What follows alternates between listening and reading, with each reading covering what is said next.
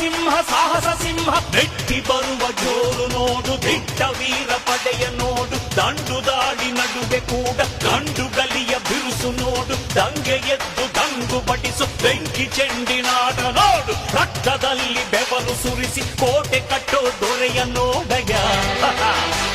ಇವನಿದ್ದ ಕಡೆಯಲ್ಲೆಲ್ಲ ಘೋರ ಸಿಂಹ ಗರ್ಜನೆ, ಅದು ಯಾರು ಬಂದರು ಕೊನೆಯಾದದು ಸಿಂಹ ಗರ್ಜನೆ.